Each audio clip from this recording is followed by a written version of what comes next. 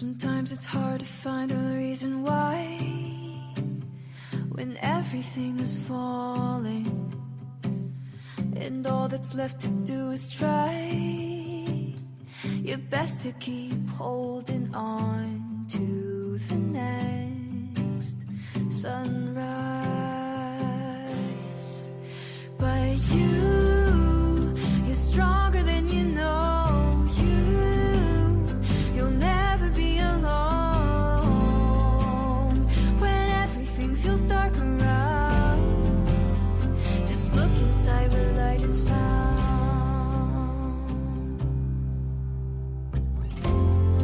Sometimes a mountain means it's time to climb higher than you've been before. So hold on tight and close your eyes. You'll make it faster than you know. Closer to the sunrise.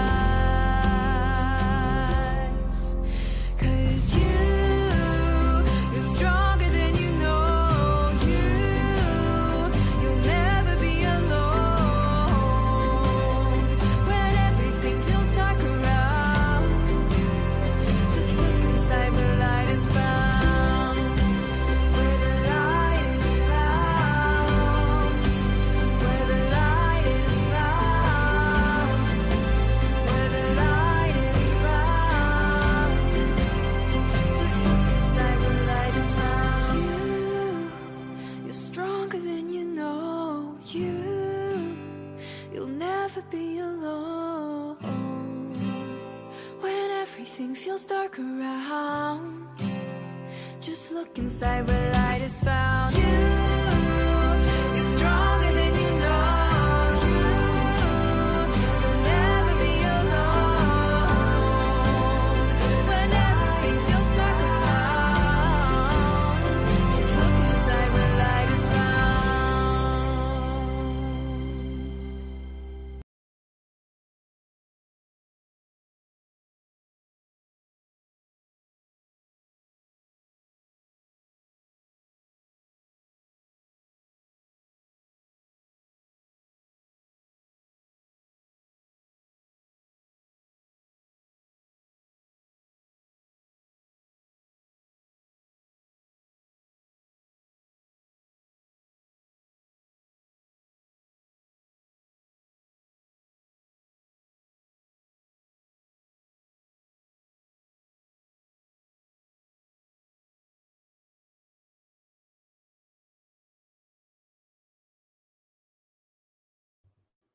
Can you hear me now? Jeez Louise, I've been so excited about the show. It's a good thing David was upstairs, my husband. He's helping me here. He said, Claudette, you're muted. So yay, I got a big thumbs up. Right on. We're good to go now. It's an exciting show today. I want to welcome everybody who's joining us. We have got a special Canadian guest. I'm just so thrilled to have the opportunity to talk to someone that has had a near-death experience. And going forward, we're probably going to refer to it as an NDE, but there is a whole story as well that leads up to that transformational time and experience that he had. And I'm going to just follow along with the rest of you. I've got some questions, of course, and we're going to see what it's like from someone's very own words on their near-death experience. Hello, Claudette. I hope you're having a lovely day. Well, thank you, Real Roy Cohn. I appreciate that. We appreciate everybody that's watching the show. Goob, is it Gordie Howe? Nope, sorry, Goob, not Gordie Howe. And Tom, you made it. He's really sad. Oh, Tom says, I'm really sad I have to miss this live, but I'll be back to watch once I have Wi-Fi. Apparently, this is a big thing. I've got a really good friend actually at the house right now, so he can watch the show because he has no internet. And so does Tom. Tom doesn't have internet. So I'm thinking that there's going to be a lot of people watching this show later on that are regular listeners, and that's okay. You're going to watch it exactly the right time when you're supposed to watch it, because this is going to be a really important show, and there's going to be some really important messaging, and I just cannot wait for everyone to meet our guest.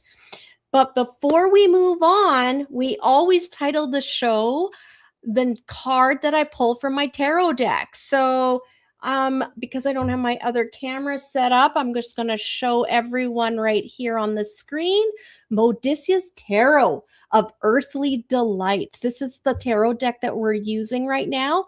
And every week I pull a new card out, and that determines the title of our show. And oddly enough, whatever card we pull tends to be a really good card relatable to what we're talking about. Well, hello, Mr. Blake. Welcome. I'm glad to know that all is good. It's so great to see you in the chat room. All right. So today's show, we called it E22. E22. I got to look, just actually before I keep moving forward here with the E22. If you're watching this and you're on your mobile phone, there is another version on YouTube. You have two different modalities that you can watch this show on. You can actually pick one that's friendly for watching on your iPhone or your Android. So feel free to quickly run over and click on that show. They're side by side on the YouTube page, and that way you can watch the show comfortably and be able to see everything. So here we go. The E22. And as you can see, I've had to put a little tape again. We had to put a little tape and cover up. I'm telling you, this deck is a little racy. There's a lot going on. It's very beautiful. It's lush. There's a lot of beautiful artwork on it. Look at that's the back of every card. Isn't that stunning? So, and David's in the house, and B is in the house, and Janice is in the house. And before I go any further, I would like to say hello and welcome to everyone, including Mr. Monkey. You know who you are, Monkey. I'm saying hello to you. I forgot last show and I felt terrible. So that's for Janice's little monkey saying hello. Anyone who's joining us for the first time, this show's been just over a year now. And the idea is to inspire you to get through another week. I try to instill positive thoughts, different way of looking at life. And I'm a clinically trained hypnotherapist. So I like to help people with ways to get out of their ruts, get their lives going back into their life's purpose, because guess what? You're here for a very important reason. This wasn't a random stork dropped you and here you are, and what a shitty place in existence this is. You came here because you had things you wanted to accomplish. So if sometimes people find that a hypnotherapy session is wonderful for that. Helps you get out of your logical brain, and we can find out exactly why you're here. Oh, so Monkey smiling from ear to ear. Smile. There we go. So let's find out what this E22 is about. Unfortunately, you're going to hear the girls. They're playing. They're getting frisky. I'm sorry about that. A little bit of chaos here tonight. Now I'm going to take my glasses off so I can see the 8 of Fungi. Normally, I have it so you can look at it, but I don't know how to do that without... Oh, hang on a minute. I think we did this last time, didn't we? I tucked it over here. I see... like this, and then you can see it too. Look at that, guys. Oh, my mobile people can't though. Okay. Hopefully that works for everyone. It's the best I can do with my camera not working. And then I'm going to look over here in my... This is the size of book you get with this deck. It's really nice. It's nice and big, and the illustrations are all color in the book, every page. So let's find out E22. I got all kinds of stuff happening here. It's a little a little distracting, but the conversation later won't be distracting. So there you go. Does Sophie need to say hello? Is that what's going on? Let's look. This picture's a bit racy, like I said. And I feel like, my gosh, we had to cover some boobies, and we've got all these heads, these torsos. I almost feel like it's very chaotic, this picture. And then you have this guy. He's just like wrapped up in the red cloth again. I'm starting to notice a theme here with the tarot cards in this deck. They like to use the red cloth, and the red cloth symbolizes royalty, divine, like they are divinely chosen. And the funny thing, of course, with the fungi, he's got a mushroom in his hand, and he's looking like he's got a whole picture here, a diagram almost of different mushrooms, other fungi in there. I almost feel like this guy, if I were to look at this picture, I feel like he's a collector, the 8 of fungi. And I feel as though he's consumed a lot. Like if I were to look at the background of this card, it's showing me like it seems like he's a dissatisfied person, like, or yeah, he's a dissatisfied person. He's looking for something, and he has all these trophies. He's learning and seeking, but there's also this dissatisfaction, I feel like, with him. But I'm really excited to read what the creators of this deck, and let me look. It's Caroline Kenner. She's the author, and Paula Millett was the creator and the artist of this deck. And as you know, and anyone watching for the first time, I will always post links to anything I talk about that you can refer back to later. So like this deck on the YouTube, when you click on details, you'll be able to see everything, like a link on how to get your own very own deck. Okay. And any websites we go to, there'll be links for you. That's after the show. I'll put those all in for you. So let's look at what they say here. The 8 of fungi. In an artist's studio where one wall is lined with plaster casts of dismembered sculptures, we see torsos, hands, faces, and a foot or two. An oil painting in progress rests on an easel. Oh, I totally missed that. Where's the easel? It's just very much in the background there. The artist has just paused to look up while sketching some colorful mushrooms. They appear to be a self-created manifestation of their own art, with the body of Apollo and the head of Venus. Okay, so this is just such a crazy card. It's so busy. The interpretation of this card says you have mastered your craft. You are at one with your art. Your life and your life's work are deeply felt expressions of your individuality. You yourself are your own most profound creation. Oh my gosh, isn't that beautiful?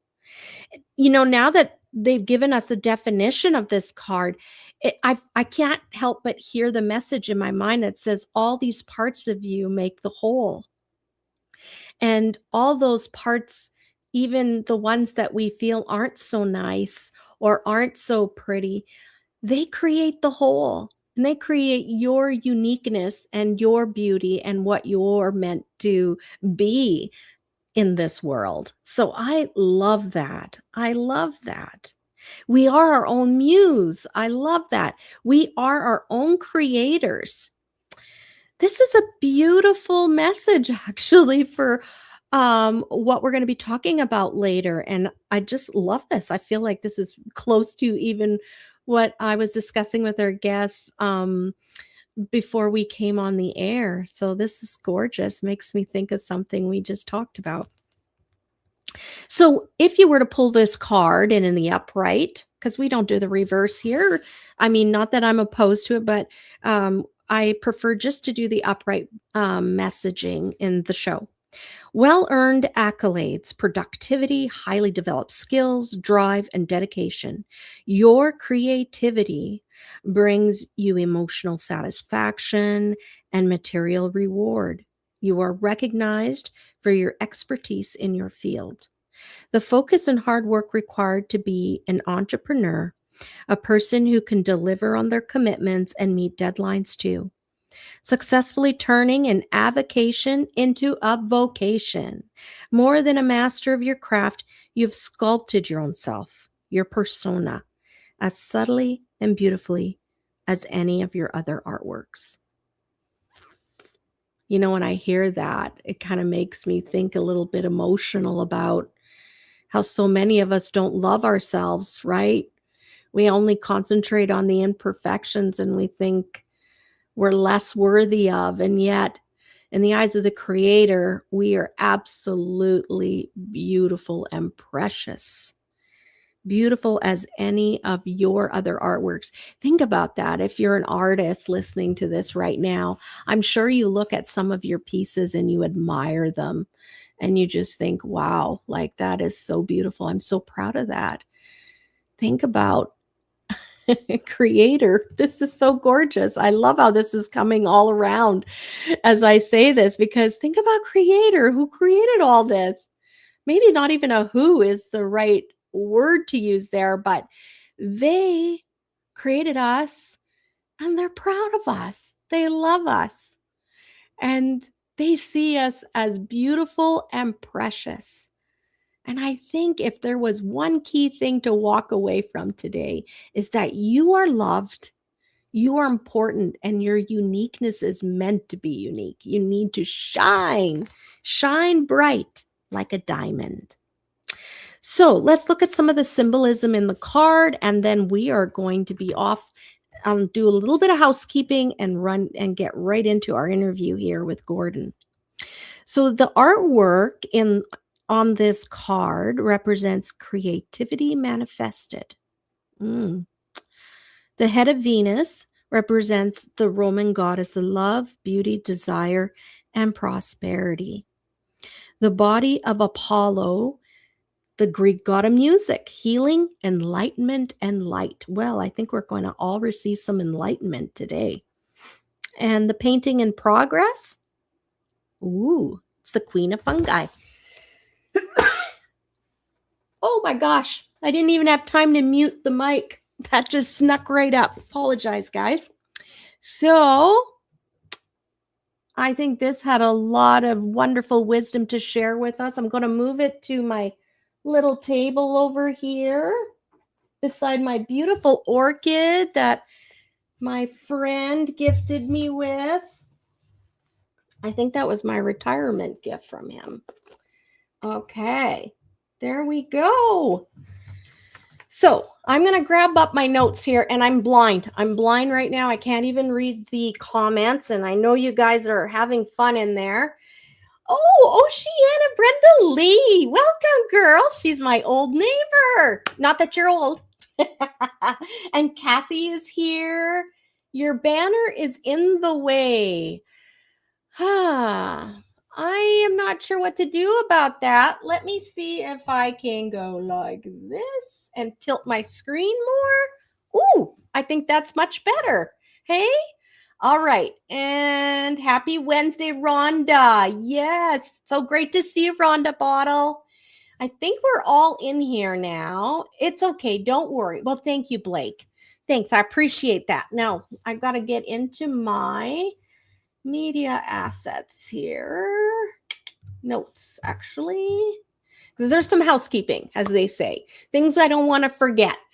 We need to pay homage and say thank you to our spirit moderator, Grace Walsh, my mama figure, my mother. I was blessed enough to have another woman in my life that was like a mother figure to me, incredibly important in the young years when I was raising my babies and I was still a baby myself. And she's very special to me. And she said, Claudette, I'm never going to leave you. So Grace Walsh's job, because she was always very active in the community, I have made her spirit moderator, and that she looks after things and makes sure when we have visitors in the room that they're not too wild and excited so that my electronics don't go crazy over here, because we've all experienced that, right, Tom? And I've talked about, and also speaking of moderator, today YouTube sent me a suggestion, excuse me, and they said that I should probably have a chat room moderator. I've not had one up to this point. Obviously, David's not available all the time because he works. But if anyone's interested in that job, please reach out after the show, and we'll see. We should have a couple of moderators in the chat room, and their job is literally just to make sure we don't have someone coming in there and creating havoc, and also answering questions on my behalf if they're easy to be answered. So I really like that idea, and it's pretty cool that YouTube says we need one now to make it a safe environment for all of you. So I'm doing my best. I'm learning as I go. We literally had to go and Google how to do a moderator and how to get a moderator going. So David, you'll notice in the chat room, I think he has like a wrench. I saw a little wrench beside his name. So I guess that signifies he's a moderator in the room. And don't forget, just before we move on to the really exciting part of the show tonight, don't forget it's our monthly gathering at Boston Pizza in Dawson Creek, British Columbia, here in Canada at 6 o'clock. All of us happy chatters, anyone that's able to make it is welcome. This is only open invitation for those that listen to the show and watch the show. You're responsible for your own meal, but the conversation is free, as I say, and we have great conversations. Sometimes I bring my decks, or I'll have a fun surprise for you. I've actually got something cooking up. It won't be in time for this one, but probably the next dinner. So not to forget, next week, we did it on a Monday only because our good loyal friend Corey from Calgary is up visiting. And so she'll be able to partake in our monthly gathering. So that'll be really exciting. Boston Pizza, 6 o'clock. Everyone's invited. It's a very welcoming, non-judgmental group of people who just want to get together and talk about good things. So we've done that. Now, before I introduce our next guest, I want to read you an introduction that Mr. Gordon sent to me. So Gordon Fiddler is our guest, and so this is what I have here. He is a proud member of the Lake Manitoba First Nation in Treaty 2 territory, currently living in Calgary. So Corey, and that's so funny. We're having a dinner, especially on the day Monday, so she can join us, and she's from Calgary. Gordon is a survivor of the 60s scoop and day school, who went on to spend years inside the penitentiary system from 1997 to 2004 before finding sobriety. His sobriety date is proudly September 5th, 2000. Recovery and a beautiful family life with his fiancée, Marianne, and his resilient daughter. But on May 13th, 2025, Gordon's journey took a cosmic turn. I love that wording, cosmic turn. During major open heart surgery under Dr. William Kent, his official medical records prove he spent a staggering 126 minutes on a bypass machine with an arrested heart. While his body was stopped, Gordon was wide awake on the other side, experiencing a profound, unfiltered life review that completely transformed who he is today. He's here to share his incredible story of survival, the afterlife, and true healing. So, Gordon, I'm so excited to have you on the show. So we're going to bring you on the screen. Here we go. Add to stage, and let's do it. Hello. Welcome. So I Just to can't. show you a Oh, scar from the surgery. he's just gonna lay it right out there, and that kind of makes me think of that card we were talking about, right? All of the parts of us that make us who we are. Mm-hmm. Yeah.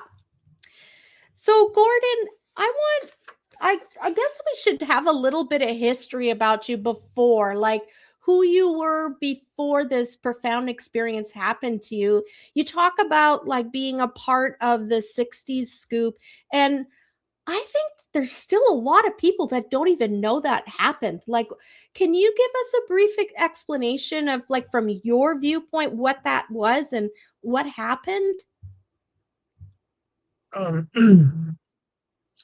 Some of the people that must have heard of the name Gary McLean. He was the man behind the day school settlement. That was my uncle, my biological uncle. He's the one that actually took me away from the um, drugs and alcohol and the atmosphere and back in 76, 77, when I was just 3, 4 years old. And I Wow. didn't see my family until I was about 16 years old, 1989. So for 12 years, I didn't see my family. I often wondered who I was, what I was doing. I felt alienated going through school, like the so-called, um, I think people should say white, I say Caucasian system, right? Not the Yeah. racial thing, right? So, um, they meant they pretty sure they meant well. I mean, look at stories from the past, how they would say concepts of the native people be the so-called savages. We need to socialize them and all that stuff. And I've been told not to talk my language with like gibberish and all that stuff. And I was basically I'm a Ojibwe descent, and I had been I was a I spoke Ojibwe lots as a kid, but I over time I lost the language. I went to Gimli, Fraserwood, into Winnipeg, and it's adopted to a family in Salford. So got adopted with them in 1982. We moved from Selkirk to Dauphin, Manitoba. Then we ended up to Garden Hill, Island Lake, Manitoba. I was with that family. They were treaty to Garden Hill, Island Lake. So I went under them, and I didn't even know that Garden Hill School was actually the day school that they were there for 2 years. So um, I had been the other time I was going through some issues with reacting to people either being bullying me, and I stood up. But then I was threatened with straps. So back in the early '80s, you'd be threatened with that strap, or get the straps and stuff like that. Or Yeah. so, so Yeah, Gordon, kind of. I feel like, just to quickly interject here, I did experience as a young girl um a time when I was like in grade 3 where my parents separated and my mom left, and there are 5 kids, and so literally I got off the school bus, the station wagon's loaded because I was the eldest, and I didn't know what the hell was going on, and my mom's like, get in. And my heart knew something's wrong here. This isn't how we act after school. This isn't normal. And she said, get in. And I said, where are we going? What's going on? She said, we're leaving dad. And something said to me, don't leave. Don't leave. And so thank God I didn't, because it broke him. He came home after a long day of work and the house was empty. You can imagine 5 kids hollering, suppers on the table, and there's nothing there. And I witnessed a man, just lost and weeping, and but I remember how I felt different. All of a sudden, I felt less worthy. And, I knew people were talking. They maybe didn't say a lot, but they were saying, like, oh, yeah, yeah, her mom's not at home, or, you just felt less worthy. And even in school, I knew it. I knew the kids knew. And so from a little bit, I can understand, like, I'm always got a soft spot in my heart for when the parents aren't around a child or there's been a broken family, because no matter what you say or do, that child is hurting inside, and they already tell themselves, I'm different and I'm kind of broken. There's something broken here now. I'm less than.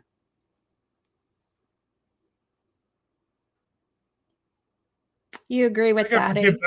I forgive my parents today. I mean, they knew not what they Of do. course. Yes. And that's the Yeah. beauty of your experience. I think and everybody has their own path, right? But I just am so free from it, because I can look at them as human beings, and everybody is doing the very best they can according to the tools in their tool belt, is what I say. And so this isn't about blaming, but it's more about just knowing what it does inside here, right? And we do feel different. Yeah. So One thank thing you I for noticed, yeah. No, go One thing ahead, I did, Gordon. one thing I did notice, and it's the big thing. If you want to overcome forgiveness, the best thing I can describe was when I went through my life review.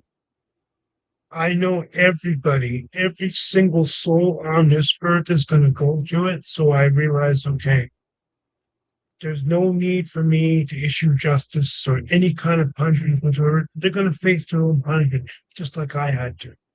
And they're going to Yes. believe me, that I don't wish that on my worst enemy. Now I understand it. So I now feel the peace.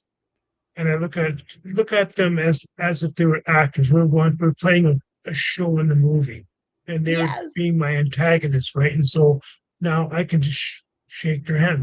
We're off the screen now. We're going to go to the next life. We're going to be able to say, hey, thank you for helping me in this situation and that situation. I didn't see it when I was alive in the physical form. I thought that you were just being a prick to me or whatever, or being Yeah. abusive. And yeah, but you get the universal knowledge to it from here. I love that, Gordon. I love that you said it. And I'm sure we're going to touch a little bit more on that later on as we go through your story. But I totally, when people are coming for a hypnotherapy session and they start wanting to blame other people for the things, and I really want to explain to them, you're in a meat sack. Your soul is sentient.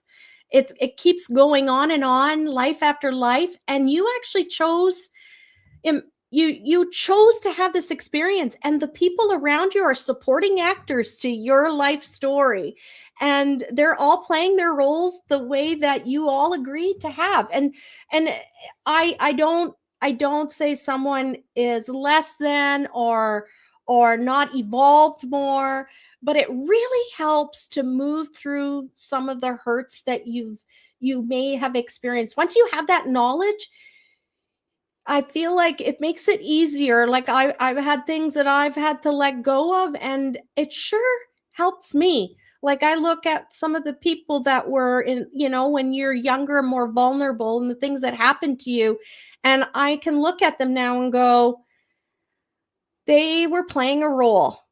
And it was up to me what I did in that situation. I somehow asked for that to happen because I wanted to have this experience in order to see what I would do in it. Am I capable of rising up and being a champion in this situation? Have I evolved enough? And yeah, so I really believe in what you say, Gordon. I really do believe that in the end, when we're all on the other side, we're all friends. And you're going to say, you are a fucking bitch. And you'll say, I know, right?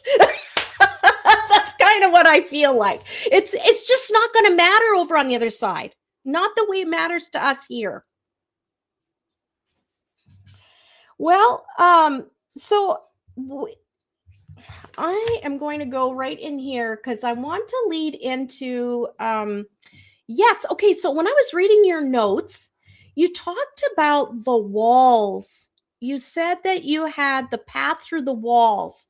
So as we're talking about the things that you started to encounter, your experiences in life, I mean, it's no surprise that you ended up, falling into drinking or whatever it was that you were doing. And I was just hoping you could explain to us why you call it the path through the walls and sobriety.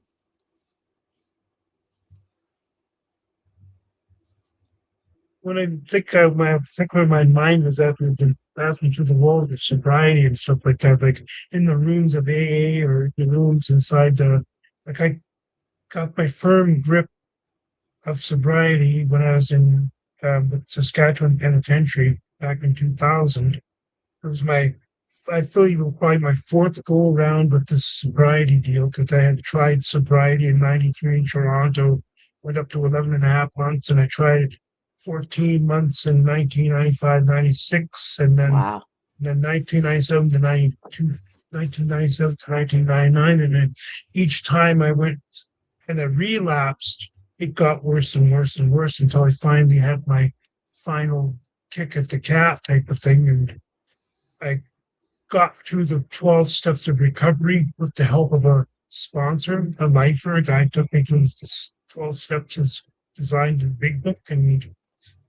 And I was eager. I was really ready for the change. And I remember I did my step 5 4 days before I got my sentence. And it gave me a total of 8 years and 10 months. That's a long time when you're 28 years old. 8 years, 10 months is a long time. And it makes you think. Yeah. And that was my journey. Yeah. And you So were I started my AA journey on the street when I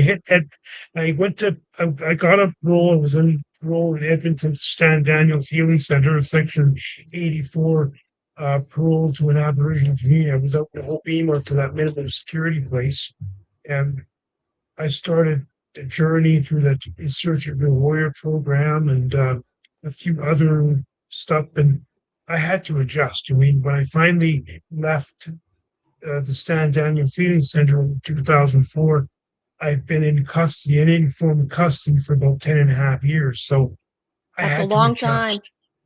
Yeah. What was the most shocking thing to you that you needed to adjust to? Gordon, do you remember what was really assaulting to you or strange? Just being able to not have to report. Right. You have to report all that other stuff. Like when I finally hit the street, I contacted Stan Daniels that very night. I said, Gordon, you don't have to report to us. You're on your own. Like, well, what am I going to do on my own? I mean, I'm so used to when told what to do, when time to go to sleep, and all these different things, right? And when I can have my meals and stuff. I'm so structured and everything. And I did have the so-called diagnosis in custody with fetal alcohol spectrum disorder. And was my mom was. I do forgive her for that. Of course, nobody understood back in the 70s about alcoholism back then. So, and I'm sure she had her own ghosts. Yeah, and it explains why I had issues with doing the same thing over and over, and thinking that what was happening here. But I found that I've seen other friends go through the same thing, but when they seem to have gone off on technicalities, but it just made them worse for me when I went through these situations. I got the punishments. 95, I got 2 years less a day for 2 counts of arson. First, I got 3-year suspended sentence in 93 for 3 arsons, an armed robbery, and a B&E. So I figured, wow, I got a slap on the wrist, no problem. I can do this again, get another lawyer, and not. I think the FAS thing was not understanding the consequences. So when I got a deuce less in Headingley in 95, it kind of stopped me a bit. Then I went to Stony Mountain in 1997, my first federal for 3 counts of arson, and I was even questioned for an arson homicide, which I was cleared by DNA, I didn't do it. So, and then when I got arrested in Saskatoon, Saskatchewan in September 2000, that's what basically was the big kicker. 8 days after my arrest, they said, we're going after you for dangerous offender designation. They tried that application form, and I was only 27 at the time. And I said to myself, how could I throw my life away like that? I'm only 27, but I spent from 1991 when I just turned 18. I bounced in and out of the trouble up in that point. I've been about 6.5 years in custody at that point, bouncing in and out. So I was kept on wondering why is this? Why am I doing all this? It was all realizing that the 60s group and how the days group, all that ties into this. And it makes sense. But I was finally ready to heal in 2000 when I stopped the drinking and started working on myself, started looking at taking programming in prison. I finally got my grade 12 when I was in custody. I got my grade 12 GED. And it's Right like, on. I'm a wow, GED girl too. Yes. yeah, yeah. So I got my GED and I was able to be raised to pay level A, which is $6.90 a day in the pen. So you're able to do all kinds of stuff. And I started took a chainsaw course. I got an 8-day chainsaw course, learning how to uh, limb, and do all different Wow. things. So it was really amazing. And then on the street, since I've been on the street, I have taken courses in psychology. I even took a funeral services education course to understand death and stuff like that. Now that I know what death is about. I love that. Because I do want to, we have to be sensitive that lots of different people from different walks of life are going to be listening to this show, Gordon. What would you say to someone who's, just new and fresh out of the pen? And that I've heard and seen in documentaries, that's a huge tripping hazard right there, because now they're free. They don't have to answer to people and it scares them. And what can you tell them? What was something you did in order to help you get through that feeling like everything is just not safe right now? I found when I went to AA meetings, I used to went to one of the AA meetings in Winnipeg, considering Winnipeg was my home city type of thing. And I would hear somebody in a meeting say they just got a Stony Mountain or Rockwood or something like that. And I said, when I had my chance to share, I would just say, I'm Gordon, I'm an alcoholic. And I know what you're, the guy that says you just came out of Stony Mountain. I would just say, I'm formally 8927331C. That's your federal inmate number and your FPS number. So they know where I'm coming from. And I usually talk to them afterwards, and you go for a coffee or something, we shoot the shit type of thing, like talk shop type of thing, like one of the things that guys do. And there are some characteristics that we have, and it's not all bad characteristics. We do carry out some good things. There are some codes that we have in there. You don't hit women, you don't hit kids, you don't go in for sex offenses. What else? You don't whistle. You're not allowed to whistle in there. So Why is that? The birds whistle, the birds are free, you're not. The only guards are allowed to whistle. Oh, that gives me chills.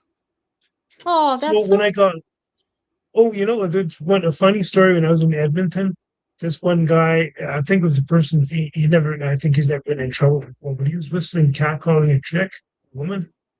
And I said, what the F you doing, buddy? Don't you whistle around me. I got all bad at that prison attitude. Yeah. And that guy looked at me and said, whoa. I guess that girl looks over at me and smiled to thank you for kind of like a thank you. So we do have a good characteristic that coming out, you don't whistle. And you carry that, it saves us from doing catcalls, right? So right. We do have some characteristics, yeah. So I never thought about that. No, I love that. I never thought about that, because when I stay with people ask me to stay with them, or put a couch surf and stuff like that, and they said I'm a very quiet guy. See, in the pen, you're so quiet. Everything's so quiet on the weekends. You can hear a pin drop. That's how quiet it is on the range. You're not allowed to flush your toilets after lockup. You're not allowed to have if you have your TV on, put your headphones on type of thing. If you got music, listen to music with your headphones on. Don't flush your toilet, because those things are loud. And I've seen a few people knocked around doing that over when Wow. they come in. So there is respectful rules that we have there. Right. Do you Yeah, tend to don't ever keep act. those? Are Yeah, you quiet too then? Do you find that you just yeah, enjoy the quiet? Yeah. yeah. Like I'm 53 now. I don't need the games. Like I stayed out of relationship for a while when I got out of prison. I seen so many guys that come out there, they get horny in their mind, and Yeah, of you know, course. I mean, we're human you beings. yeah. But the thing is, a guy coming out of the joint, I don't, in a sense, I sometimes I won't recommend, but I did go to whatever they call massage parlors. Oh yeah. It helped Yeah. me get out of my system. That's what the sponsor told me. Get it out of your system. So, because if you get yourself involved in a relationship, you are vulnerable because they find out because they're supposed when you're on parole, you're supposed to tell the person being platonic or non-platonic Oh, relationship, okay. you're supposed to tell them that you were been in custody. And that's hard for a guy. Like you don't want to tell them right away you've been. It's like Right. showing your deck of cards to people right away, and you Yeah. become vulnerable. How many guys have I seen get out, and then before I go back to Stan Daniels, they're in handcuffs, and they're being led up by the Edmonton police because they've been accused of doing something they didn't do. Wow. You're vulnerable. So I Right. stayed out of Yes. relationships. I never thought of that. That's right. Okay. Well, I want to talk about, let's get to the near death experience. So, Mm, so you got sick. Something led you to this 126 minutes of cardiac arrest. Can you give a little brief like story to get us to that timeline? yeah, I think a lot of the stuff started, could have been well, the main stuff started happening around the summer of 2024. My roommate here had seen me lose a lot of weight fast. Because of about 225 pounds, I went down to about, by the time I was in the hospital, I was about 165 pounds. I lost a Oh, lot of weight. You can see by and that picture that's that, lean on a yeah, guy. Yeah. yeah. And I was wondering what was going on. Like, well, I thought maybe it's my medication or anything like that. And then I I had a situation. Um I had to go state that if some of you the people listening there that have been in Calgary, I had to stay at the DI there in the January 2024 or 2025. Yeah, 2025. There's people that were sick in there. I started hacking and coughing like crazy. I said something is wrong. My body saying something is wrong. I need to go in now. So I went to the Rocky View Hospital. They said I had something called bronchial pneumonia. They checked for COVID-19, anything for COVID-19. I was cleared, but I took the double shot and the five other booster shots. So I didn't have that situation. I wasn't scared. I wasn't scared of the conspiracies behind it or anything. Like I took those shots and I believe that I didn't have the COVID-19, but I had bronchial pneumonia. I was on isolation for 6 days up on the ninth floor of the Rocky View there.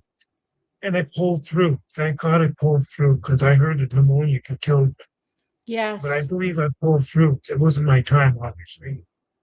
Yeah. So I was able to collect all kinds of different stuff in the hospital, the food, all the different condiments I collected. You know, I was I was adjusting just fine. And the doctors would ask me, "How are you able to?" Like a lot of people like your age, they tend to get so bored, but you look so happy in here. You're like walking around, it's like could be the institutionalization that I no matter where I go, I'm able to take whatever I can and try to Yeah. make the bad situation to a good situation. So I had a lot of blood tests done, a colonoscopy done, and stuff like endocardiograms done, MRIs done. I felt like a guinea pig, put it that way. But everything because of our medical system, it's free. Be grateful as Yes. Canadian, and you're free because if you're in the States, I don't know what my bill would have been today. It would have been in thousands that I couldn't be able to afford. They probably would just kick me out of the hospital until you pay that billion. And I've heard of people dying in the States because of that. Yes. So be You're right. grateful if you're Canadian. Yeah. be grateful that we're in the States. No, be grateful we're in Canada, not in the States. So, yeah. Yeah. Yeah. I agree with you. And I think that was really nice to say, Gordon. There's so much negativity right now going around in the world politically, and I think that sometimes we get so caught up and swept up in those emotions. It's like, what monster are you feeding? You know what I say? And we do. We are so blessed here in Canada. We have no idea how blessed we are. Like, we're like the fat, like living off the richness of the land compared to so many places in this world. And I think a lot of people don't understand that. I think they've been raised in it. They have no concept, and they would not complain. They would come back if they had an experience in another country. Yeah. Yesterday I went for the pancake breakfast. I went to the Premier's pancake breakfast downtown in Calgary. And I had the really interesting attitude. I saw protesters, of course, like I don't like the idea that this person's doing what they're doing and everything, but I put the political biasnesses aside. We're here for an event. This is a Calgary Stampede. Enjoy yourself. Have a breakfast. This is not the time to protest. So I walked up. Ontario Premier Doug Ford was serving me scrambled eggs. I shook his hand. Thank you, sir. And I said I've lived in Ontario. Then I shook Daniel Smith's hand. So it's like I know people may not like you, but I put my political differences aside, and I said I wish you the best of luck in life and keep yourself safe. That's all. And I walked away, and I felt good about it. I felt like I don't like the idea that they're trying to do all this other stuff to try to separate Alberta and all, but I put that aside. In the end, we're all human beings, right? Yeah, exactly. Yeah. I love that, Gordon. I love that. Time and a place. Yeah. There's a time and a place for it, and there's a time and place not to do it. So, and I felt good when I walked away, knowing that I did that. And my girlfriend or my fiance I was actually had it on my Facebook, and I actually was video recording at the same time, so she saw. So she saw. Yeah. Like I was excited. Doug Ford, wow. Yeah. So anyway, going back to the medical stuff, I left the hospital. I was only out of the hospital for 5 days, and then I got this frantic call from my mom. She called me from Manitoba. I said, Gord, you need to get back to the hospital. There's something wrong with your heart. What? Like, I didn't notice anything different about it. They say the heart is the last thing you'll figure out before you have a serious heart attack. People don't, you're in denial. It's one of the things that you're in big denial about it. Really? You don't think it's an issue. Yeah, because I didn't think it was an issue. But when I went to the hospital, back to the hospital, Lockheed, they readmitted me, and then they put me on gentamicin for about 2 weeks. Then they did that. Then they had this.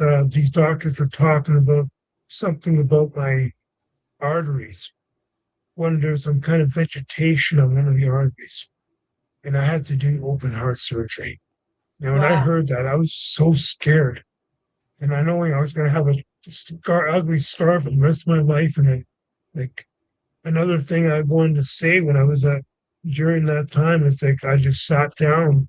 A friend of mine came to see me, and she said, "What's happening?" I said, "I'm going back again." He said, "What?" "I'm going back to the other side again." He said, and I told you I had 3 prior near-death experiences in 1975 when I was only a child. I had bronchial pneumonia back then. And then I had a 51 seconds cardiac arrest in Toronto, Ontario, in 1994, alcohol-induced cardiac arrest. And that was 0.44 in the blood alcohol concentration, which the doctors told me at the Toronto General. And then in 2003, I had an anaphylactic reaction, possibly to shellfish or something, and I was gone for 94 seconds. I had 94-second flat time, and they brought me back. I don't remember anything other than waking up 2 days later, and then Okay. having little bits of memories. So this time when they stopped the heart, I think I thought it was. So at first my reaction was, "What am I doing here? I'm supposed to be in the operating. I'm supposed to be being operated on. I'm in the operating room, and I'm not supposed to be in there because I'm not a doctor. You're not supposed to go Right. past." That's my mind, right? Yeah, And then well, I'm looking at and I look at the machine, and there's three flat lines on it. It's like, what the hell? I'm looking around. It's like, wait a minute, am I dead? It's like, it took me a few seconds to figure wow. it out. What Because is that feeling like to look at yourself? I just only sensed myself. Like I sensed I was Okay. out. Like I was like as if like you're alive, wake moment, like as if I'm right now. Like, but it's really, it feels like surreal. It really feels really like you're in the moment. And then I look at that something on there's like something on the bed because when they brought me in, they put my hands over. I guess it's gonna put me on a cross or something, right? And then a few seconds later, I'm out. Then I'm like I wake up. I feel like I woke up again or something. And like, what the hell is this? And when I looked at the body, my first reaction to it is like, what the hell am I so concerned what people think about that, Dick? Because everybody's so worried in life to fix up themselves, what worried people are worried about what they're going to think about this and that about them. Or Yeah. I think my first thing, like, who gives a shit? If I don't go back that thing, who cares? I'm going to go down and then I feel like I'm walking still, right? I'm walking, but obviously I'm not walking. Then I go right through this door. It's like, how the hell did I do that? Let's You get went that right thing through that it. yeah, fuzzy feeling that how the TV, you get the TV Yeah. screen goes shut, and that's what it's like, and like everything clears up and down the hallway. I'm still up in the foothills because I'm on the ninth floor in the foothills hospitals where they have all the heart patients. But I'm in another area. Go down the room and go into another room. Same fuzzy feeling. Walk through the door, and to see these TVs, all these flat screen TVs, three dimensional, like three. And then I noticed there's something going on. He's like, wait a minute. It's my life, my whole life. Wow. All So these different every screen scenes. was different, a different Yeah, scenario in your life. yeah. Wow. And the really weird thing about it is I was feeling tugs, like emotional tugs. And they weren't my tugs. They were tugs from the people I encountered. I was like, what the hell? I'm seeing this situation, how I treated that person, how I swore at that person, or whatever just Yeah. said some mean thing to this girl or had a girlfriend and broke her heart. And I felt their side of the situation. It's like, oh my God. And it's like, it felt like it was going on for a long time and I couldn't escape it. I couldn't. I wanted to, but I couldn't. You don't escape something like that. You face it. Because I used to have to face whatever music I had to face when I was alive with my crimes, right? And you have Right. to face it. You can't escape it.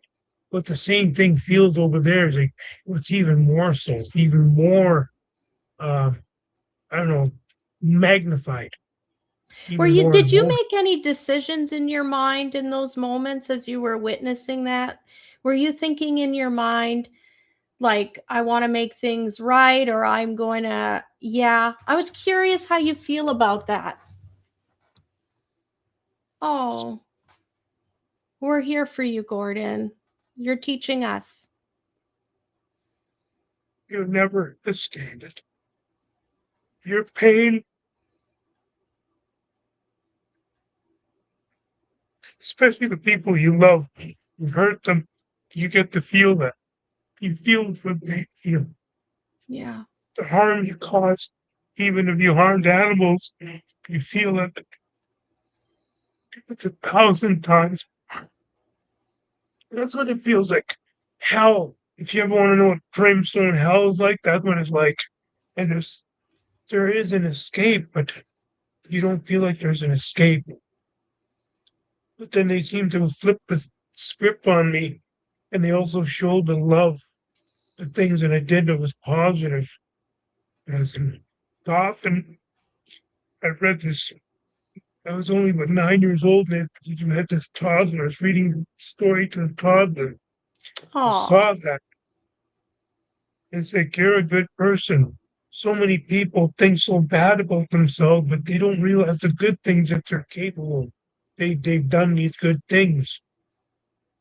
My sharing of my AA story, I was shown causes ripple effects in the universe. I was shown of several people who I didn't realize I helped, that they've changed their lives, their trajectory in their lives because of what I said. Like, oh my God, this is, you're not a bad person. Everybody's capable of this. All of us are capable. We and that just don't plays think we into are. Gordon, like how we were talking earlier, I think, right? Where you can let things go when you of the things that were done to you, or, because now you understand it.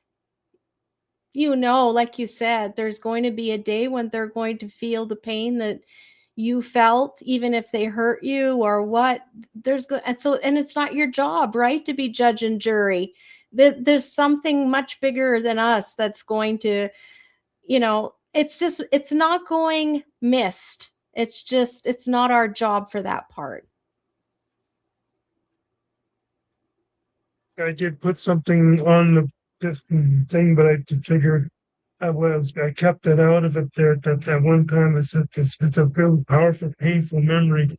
It's the thing I wanted to bring out justice on this case that I saw in Winnipeg back in back in the 90s, and this guy was freed. Put it this way, he was freed from custody. He had harmed a child. He also killed a child too. Oh, And they let him go on a technicality. The lawyer let him go. And I kind of made myself a guinea pig type to this person. And I only wanted to lay the boots to the guy. That's all I wanted to do. It's because I had that, because I just finished in Stretch and Headingley jail at the time and learned the convict code and everything. And I accidentally took a life. I didn't mean to, but it was an accident. So I had a situation where I met him over there on the other side. He forgave me. wow. He forgave me. He Wow. said, "You got to quit." He said, "You got to quit punishing yourself." He says, well, now, for all those years, I felt my soul was empty. I hear stories, people say when they took a life, their soul is empty because they got blood in their hands, type of thing. I was restored. I was restored of all that stuff. And I That's think intense. the creator gave me that guilt, that fear, so that I would never do something like that again. Because I lived in prison with many killers, and those killers, I mean, a lot of them do have regret. A lot of them have remorse. I mean, if they could change everything they could, they would. But there are also some of them that they cross over. They still live with the justification of what they did, and that's why they're still there. Right. You know. Right. And I That was must have been scared incredible. I was scared that I would ever end up down that road. They did that. I think that I mentioned in this thing. I put something about the the hair psychopathy checklist revised. I believe people do change. I had a PCLR score while I was in custody. We did the PCLR score, and mine was 25 out of 40. To be a true bona fide psychopath, you have to be between 30 to 40. And I had the 25. I You was were 5 away from close. getting. I was Wow. close. And But creator loves you. He's still right. Look at that. That's such a yeah, testament.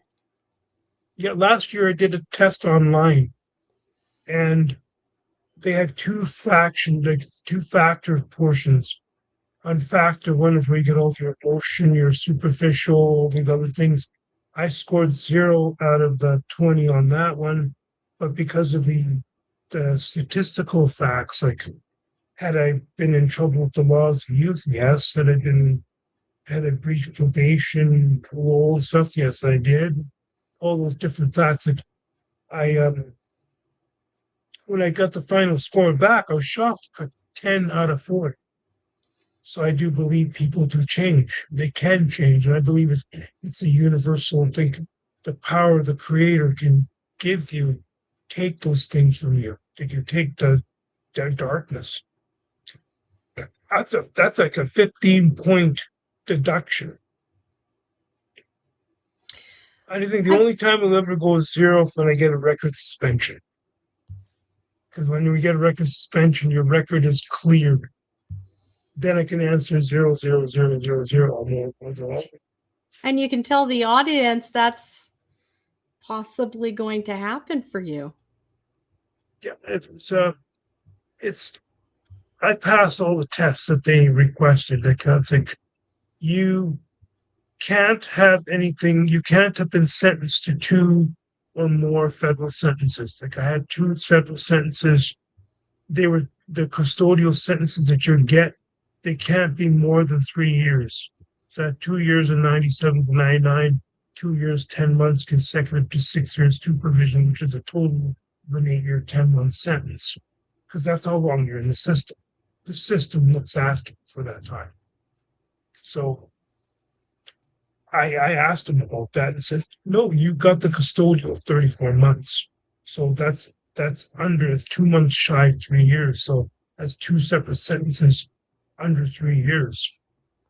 And you don't have any sex offenses. You don't have any extremely violent. You can't have aggravated assault. You can't have assault with a weapon or attempted murder on your record because the body is saying no to you anyway. So it's extreme violence. And you can't be violent. Have any record of you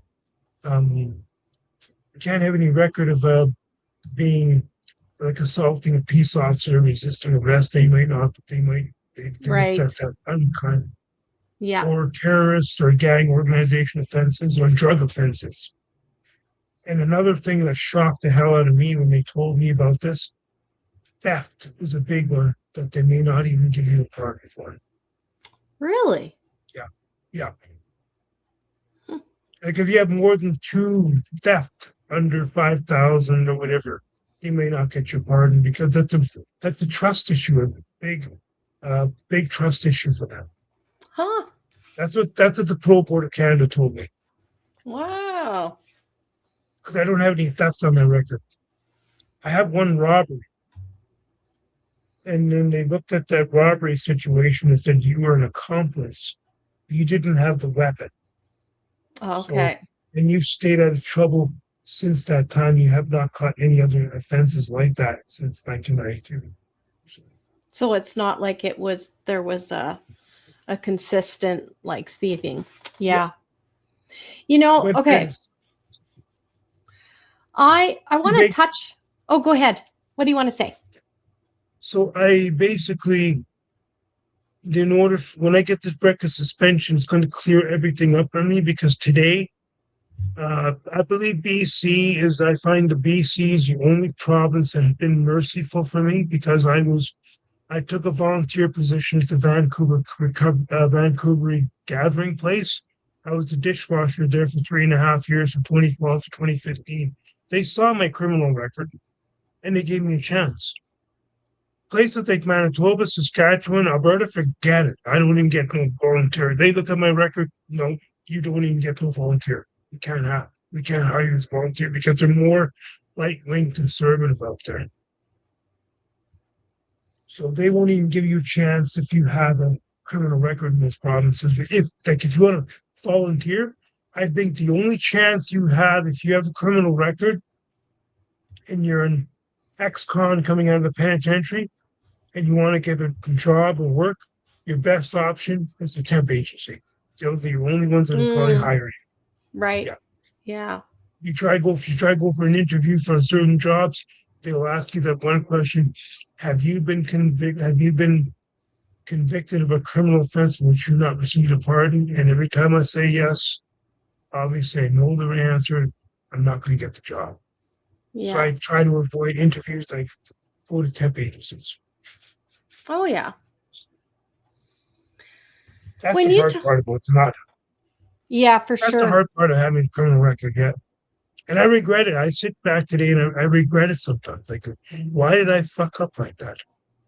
I could have just, I could have joined. If I could have got out of the Sea Cadets, which I was a petty officer second class when I left when I was 19. If I didn't get myself in trouble, I could have joined the Canadian Armed Forces. I could have been done down this path, but Mm-hmm. obviously, I You don't know know what was what? the situation. You were supposed to go this path Yeah. because look where you are today, and you're going to help Mm-hmm. others. Mm-hmm. Yeah. When you talk about the meat sack, like, so I'm curious about, did you have a sensation when either when you left or when you, like they said, did they give you a choice about going in? Was there someone with you? Like when it came time to end that experience, how did that work that you came back into your body? And what did that feel like, the difference between being out of it and then going in? Well, when I was told that I had to come back, I was like, no, no, Who I want to told you stay that? here. Like, what did it look like? Like, I was it felt a, it was like a choir of voices that like oh, okay, I didn't see anything. Like I didn't gotcha. see anybody, but there was like just so much peace all around me. A sensation of peace. And like Like home. when the calm, the peace, the brightness, like if you've seen that brightness, it would basically could blind you with your normal physical eyes, but I wasn't blinded by anything. It's like, wow, everything's just so neat here. Why do Wow. I want to go back to that damn thing that Yeah. I was in there? But they did, but then it was like a choir of voices again said, go back and tell them that God is an energy source. So many people are caught up looking for the second coming of Jesus Christ or all that other nonsense. You don't need to wait for it because you can have it every day. It's in your own consciousness. You just go, and it's like, really? Holy crap. Why are they lying to us then? It's because it has to do with teaching. You have to learn certain things. And this world is so-called, it's a 50-50. I don't know if anybody of you out there had a chance to read the book, the Law of One, the readings of Law. I read through the Law of One once upon a time. That somebody told me to read about in 2013, back when somebody used that. They invoked the Law of One in the BC court on the land claim settlement, and then the Queen's guards took this guy and protected him with firearm. They protected him, took him home. All he said was, I invoked the law of one. So what is the law of one? So I read about the law of one and how if you have the 50-50, everything is about 50-50. You can't have one without the other. And it can't be 100% this way or 100% that way. It's It's the balance. and it's like it's all this so-called I don't Duality. know, duality. Yes, duality. Everything is so duality here. We want to go on every portion will have positivity. And who doesn't want positivity? But you need to have the negativity as your teacher, not as a bad thing, but as a teacher. You don't see it in your life. You just think it's all this stuff is bad happening to me, and then suddenly and that's why I wrote something in here about not not checking out, because when you check out, you're gonna come back anyway. You're gonna have to face life as in maybe in a different meat suit, whatever you want to call it. I just recently had a couple nephews kill themselves, so I'm we had a sorry. lot of trauma. A lot of trauma in my family, but um, I know what it's like. I know what it feels like because I had that desperation too. I was ready to. I could have checked out in 2000 if I wanted to. because I was facing life. Like I had nothing. I feel I had nothing to So lose. to those that are secretly thinking about checking out, Gordon, what can you tell them from what you've learned? You've had an extraordinary experience. What can you tell them? I just tell them that life is all about learning. Um, but I feel for those folks who have checked out or contemplating checking out too early. Don't do it. You just delay your path and have to relearn all over again, not to mention the ripple emotional effect you leave behind. Remember the life review you will face, the Right? emotional anguish you'll experience from the perspective of the loved ones you left behind. Yeah, I was shown before I came back, I was also shown that if I did choose to stay over here, Yeah. I was also shown what my daughter was going to go through, all my family was going to go through, what they were going to miss, what I was going to be able to, what the life I was going to be able to do and change people, help people. I wouldn't be able to do that. I said, well, I don't want to lose that opportunity. That's when they said, so go back and tell them that God's an energy source. And just like that, bang, I woke up. Like I look at the wall and there's a clock on the wall, a big clock that's got the black numbers, you got the little red Yeah. numbers. It said 1 o'clock at 1300 hours. It's like, how can I be able to? How can I suddenly grasp that right away? It's like this is amazing. And then I'm like, suddenly I swallow, but I have something down my throat, that damn tube down my throat. And then my hands are like tied to, what the hell? I'm not in custody. Like, they had my hands tied to the bed, to the thing, because they're worried I might go grab the thing and panic and Right. pull it out. Yeah. Yeah. And so I'm going like, they're choking, right? And then the doctor says, calm down, calm down. Okay, we'll pull this out. I only felt the pressure of them taking me out of my throat. And it's like, that wasn't so bad, but I didn't like the feeling. I No. didn't like the feeling of something down my throat, but they took it out of my throat. And then they told me I had a bag of intravenous fentanyl, which was a thing. And I'm trying to, and I take a breath, trying to cough. Going, it was like, it was hard to cough. And they said they had deflated my lungs during the surgery. They deflated lungs so I can get to my heart. Wow. Pericardium. And I was like, oh my God. It was hard. I mean, that 6 days on ICU, I had a catheter in my, you know what, and like shit. Like, Literally. the nights the nights were the best time. Because sometimes I did, in a sense, I kind of little like lied to them. I said, okay, my pain is about 7 or 8, even though it wasn't so, because I had the ability to block out pain sometimes. But I would say, because when they gave me a couple sleeping pills and hydromorphine, it's like I got knocked back out and I'm back there again. I'm back I've over on the other side, learning more wow. things. Yeah, yeah, So it was yeah. sleeping in the ICU room. Then they had to get me before I end up leaving the ICU. I had to go walk around the damn nursing station. I had to walk around 3 times each time to walk around to get me back home again, get me walking steps and stuff like that. So how many steps do you have at home? About 2 or 3 flights. Then they've got me to teach me how to do Oh, okay. yeah. Yeah, that makes sense. Yeah, so glad when I finally got to leave home, but it was been a hard battle for the first year because I went through a lot of fatigue. I wanted to work, but there's sometimes during the day the fatigue would just hit me, and I gotta sleep. I don't care if I have to sleep right here. I'm gonna sleep. Yeah. Yeah. And It's that was your just- body recovering. It was still in recovery. So I'm curious about, like, you talked about pets, and I know a lot of people have animals that they love. And I grew up in the country, and And my parents came from farming families, and they would just say animals are for, just for the use on the farm, like they're food or they're workers.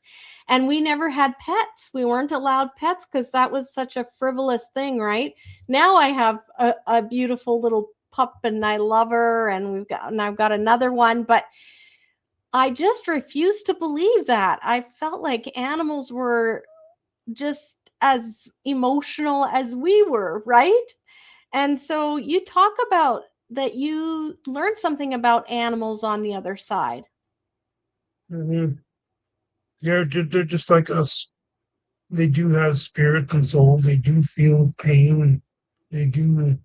And the ones that I dealt, the cats that I had, the animals that I've been around, and there's that saying that does go that animals do sense darkness. They also sense light, even more so than we can ever could.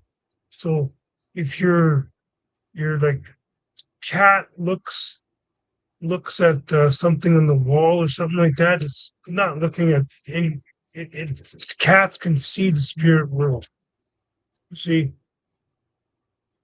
even my fiance asked me, "Are you scared of these cats?" No. Why should I? I'm still going to pet cats, even though a cat scratched me. I wound up getting the so-called vegetative leaflets on my artery. I'm not scared of cats. I'm still like, Yeah. I didn't know this could happen. It Yeah. was cat scratch disease that caused me to have open heart surgery. So if you have a cat and you are scratched, my best bet for you today is to go get yourself some kind of vaccine or something like that, because they do have vaccines for something to prevent Bartonella Handley, because Bartonella Handley can take up to 2 years to be dormant in your system before it starts to affect your arteries and stuff. Oh, wow. Yeah. Wow. I joke with my girlfriend, my fiance, all the time, and she always says I'm crazy. I just say, you know what? And when we call cats, sometimes we call them pussies or a pussy cat, right? And I said to her, you know, I finally killed my pussy. And she was like, I said, honey, I said, I had to make an innuendo. I turned it into an innuendo to make her laugh. You know, and that's like, not that kind of, you know what? Yeah. Yeah. Yeah. Did they, in your experience on the other side, did they show? So I think you talked about that. They showed you future. Did they tell you some wonderful things that could happen if you went back? Like things that you said, like things that you would miss, but did they give you also things to look forward to that they said would happen for you? Some of the things I believe by my continuously staying sober, there's going to be there are going to be a lot of people's lives that are going to be changed as a result of that. A lot of people are going to change their timelines. But also, I was told to check out certain teachers, the online teachers. The recent ones I came across were people like Kevin Trudeau. He's got a YouTube channel, got a lot of interesting stuff about how to be able to properly do these certain manifestation techniques, like, like in order to get something, you got to give something away type of situations. I can resonate with that, because when I did a lot of biking from 2010 to 2020, when I finished my federal sentence, right, I had been so used to the government looking after me. I had from 1989 up until 2010, I've always been on probation or parole. I haven't finished any period whatsoever because I screwed up a lot, right? But when I finished up Right. this last time, I spent nearly 20 years in that type of structure. I didn't know what to do with myself. I first honestly thought about robbing a bank just to go Wow. back in. But I'm Wow. glad something That's said, common. and then something told me is it's like an inner voice within me, kind of like, you know, how like if I would like do this talk to myself at times, and it would say, "Hey, dumbass, didn't you promise when you're in PA penitentiary that when you finished your parole, you were going to travel on your own?" Oh, I had this ability to be able to fix bikes. I like to fix bikes. They fix cranks and all this to fix up bikes and brake systems and stuff like that. And me and a friend of mine, his name was Kelly, we were in Edmonton. My last day to stay at the Herb Jameson was up, and they only had a 3 month time period. So on the week before, the weekend before the Victoria Day long weekend of 2010, I took my bike. I had an 815 speed bike. I began my beginning journey. I biked from Edmonton to Red Deer. It took me 13 days. Then a few days I stayed there. Then I biked from Red Deer to Calgary. And I got to Calgary. I stayed in DI for about a month. Then I biked from Calgary to Kelowna. It took me 6 days to bike through that whole terrain and everything. wow. So I started making a habit to every year I would do that. So 2011, I went from Edmonton to Kamloops. It took me 8 days. Then I went to the International Indigenous Leadership Gathering that they had for 3 years. I'd go and cycle through up to Lillooet, up Highway 99 and all that. So I know a lot of BC highway systems, like by biking and everything. So I know a lot of BC highways. Put it that way. I've been on the Coquihalla 3 times. I've been on the Panax Highway, the Okanagan connector from Merritt to Kelowna, Right. and believe me, that is a tough one. Believe me, it's cold. I was wearing summer Wow. clothing I was wearing summer clothing in 2014, and I was like, "What the hell?" And people would tell me to wear warm clothes. I was like, in the summertime. Like I'm from Manitoba, so I'm used to flat land. It's always Flat. hot in the summertime. So telling me that you're wearing winter clothing in the summertime, like give me a break. But when I got up to the Panas, it was 1,728 meters up there. It was like it was -10 to -12, and I'm wearing short sleeve shirt. I'm only trying to keep myself warm. I take a picture and kind of like give them thumbs up, but I'm gritting my teeth because I'm still cold. And then I take my bike and bike all the way down. As soon as I got halfway towards Merritt, it started feeling warm again. Then I said, okay, now I believe people in BC when they told me to wear warm clothing. I believe it now because I experienced it. That's very true. Yeah.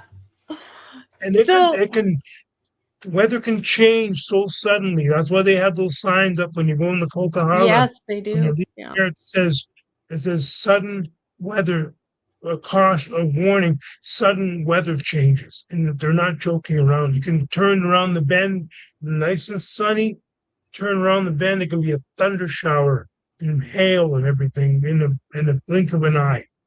That's Yeah. how deadly the weather. If you're not prepared for that weather, it could kill you. Wow. You know, I want to come back to what like people are terrified of passing away. You know, like when you go into these places where people are at the end of their journey, a lot of them fight it. They're Mhm, terrified. Now, you've been on that other side. You've mhm, done it. What and if anything, you're a person that showed up with quite a bit of baggage, as we would say, right? mhm. So what can you say to all these people that are how can you encourage them or put their minds more at ease about what to expect or what, because they're even getting visits from their loved ones when it comes close to that time, right? The veil is thinning, they're starting to see. And I just think it's interesting how that isn't even enough to coach them or like coax them in to go. they're still fighting it? I think it's probably due to the perceived the way they were brought up. Well, in their lifetime, they've been brought up with the Western religious connotations of they've done this, they've done that. Because even I felt that way when I was in the hospital. I was going to go back. I was going to face what I was going to face, like especially that accidental death. I knew I was going to face that again. Right. And I realized there was nothing but pure love and pure forgiveness. Everybody gets forgiven.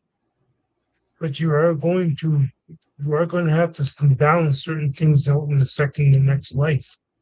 And the gift about the whole thing I was taught over there, the gift about it all is that the reason why you come back each lifetime, no memory, you go through that veil, is if you knew what you were facing in this life and all the cheat codes and everything you took with you to go to that life, and you knew exactly what to do, it'd be boring. I used to play video games and I'd play cheats and I'm winning all the time, and winning is boring all the time. When you're always winning, it gets boring.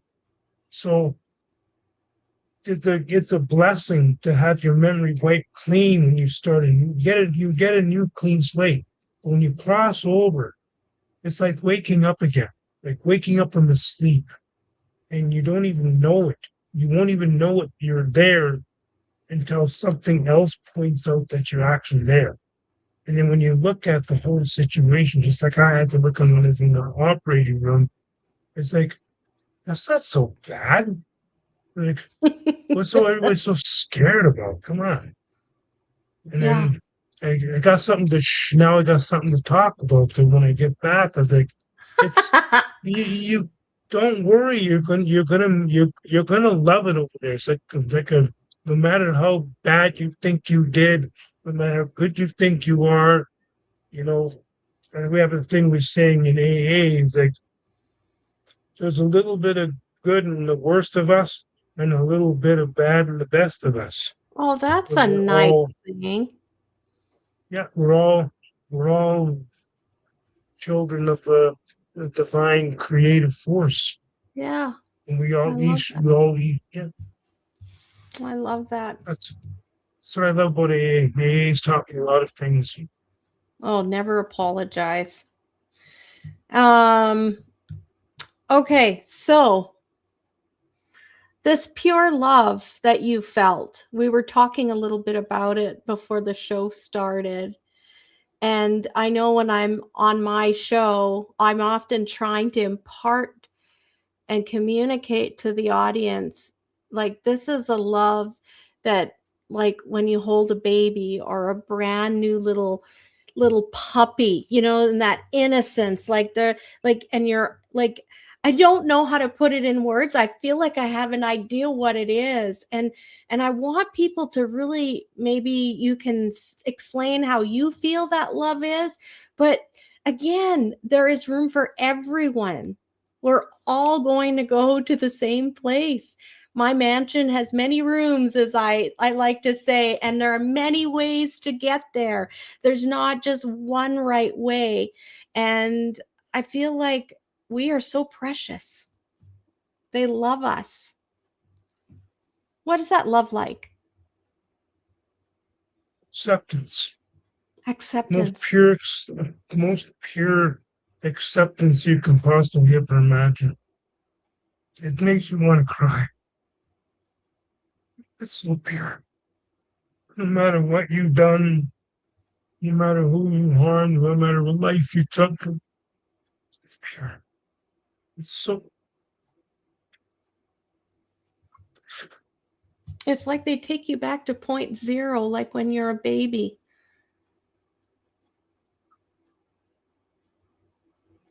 Every time you do that, I feel like, Gordon, it's healing you, right? That beautiful love. Your soul is still healing and your body is healing. It's about somewhere 18 months, 2 years for the body to fully heal from a heart surgery. And I found another medical situation I'm going to go through as well. I'm still waiting for my status to clear it, but all my teeth have to come out. Oh Taking them no. within the thing called God, and you have to take them out. They took Okay. Yeah. the bottom ones the day before my surgery. They took the bottom ones out. I ended up I had one of those so-called crowns, the root canal. Mm-hmm. They say root canals are good for you. Root canals are deadly for you. They are dangerous because you don't realize what they're doing to your whole system. And I think that could have also, not only with the cat scratching teeth, it could have also played a role into why I had this situation happen. So Hmm. if I just have to take all my teeth out, I don't like dentists. I just don't. But I have the ability to be a good patient. Okay. When I was in custody, 2001, they didn't have the necessary machinery and the technology at the time, but I had my two wisdom teeth. They had to be removed the same day. Oh. And oh yeah, but I was able to lay there, and because I was taught certain things, I used to take karate when I was a kid, and they used to tell us to meditate, block out the pain. You get kicked in the leg or kicked in the stomach or kicked whatever, block out the pain. Learn how to block out that pain. I took that ability to be able to learn how to block out that pain. So I only felt the pressure of them Wow. yanking it right out, and then they sold this oral surgery, sold right in. So uh all I'm going to tell those buggers is you are not touching me unless I get 4 shots of freezing on bottom, 4 on the top. I don't want to feel nothing. Then you can yank all you want and take them all out. And then Yeah. they have to do what they call, they put the so-called false teeth or whatever they call the dentures in there. Yeah. Mm-hmm. And then you're gonna be smiling like you're a movie star. Yeah. You're gonna have I, perfect I, teeth. I joke with my fiance a lot, and I say, you know what? You know the years in the pen when people I used to watch guys that did have no teeth and they had false teeth, and then they have to get into a fight. Just wait a minute, buddy, take their mouth out. Let's go, man. Let's go. I don't have to worry about getting my teeth knocked out afterwards. But No, that's right. I'm not into violence though. I don't like No. violence. It's the But memory you remember. I will defend necessary situations. Like if a child was being harmed, I'm going to step in.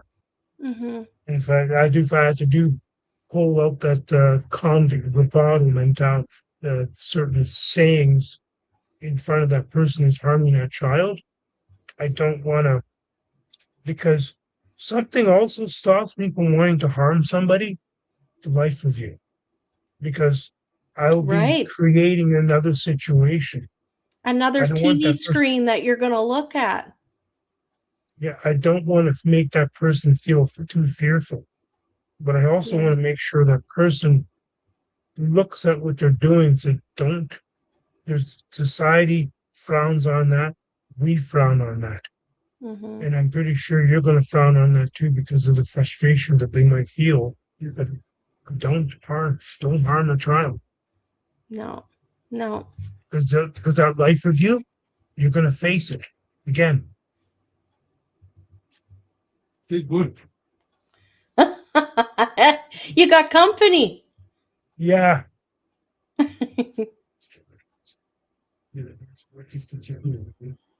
Hold on. Are you gotta go, Yeah, Gordon? no.